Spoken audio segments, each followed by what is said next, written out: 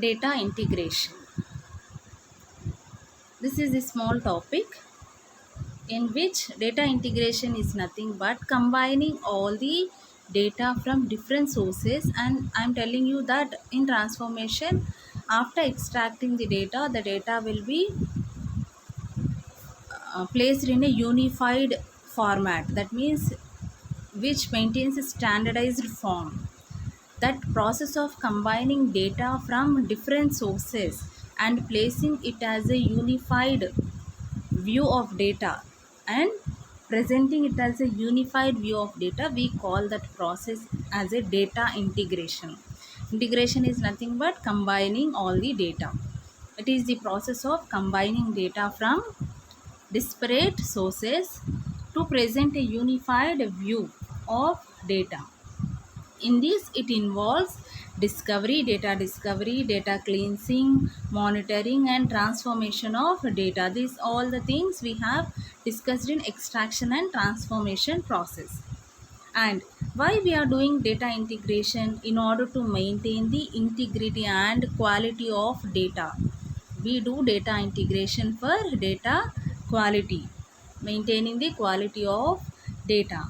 Generally, for any business organization, this data integration ensures consistent, trusted, and reliable real-time data. That means any business organization will do this data integration in order to maintain data consistency, data quality, data reliability, accuracy, everything to be maintained is done by data integration. And we need data integration as data is available in different formats. Based on the user requirements, the data should be integrated into a unified view. The data is integrated into a unified view. Getting? Then we have data integration approaches. We have some data integration approaches. There exists a number of ways in which data can be integrated, and these are the number of ways. They are manual integration, common user interface, middleware data integration, federated databases, data warehouse integration. These are the kinds, or these are the approaches of data integration.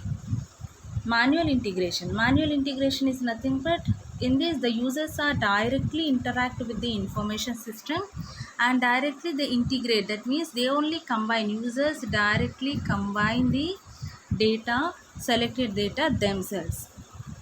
Okay, by manually doing manually, integration is done manually by users.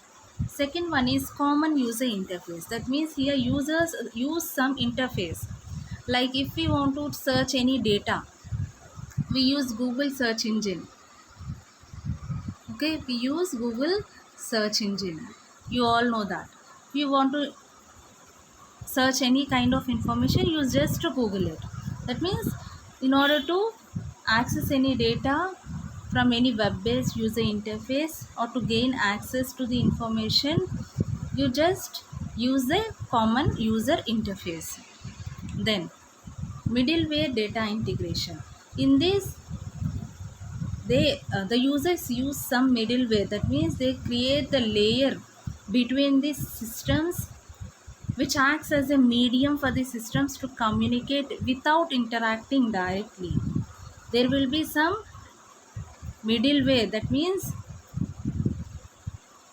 medium, they act as a medium. Some medium will be there in order to interact between different data sources and the accessors. Okay, then next one is federated database.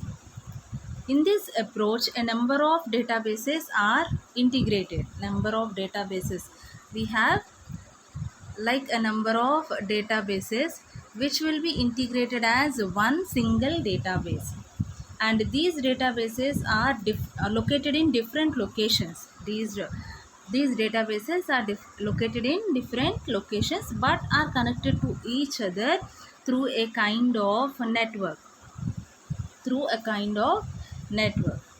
Getting? All these databases will be interacted, so we call it as a federated database. Next one is data warehouse integration. Just now we have discussed about ETL process.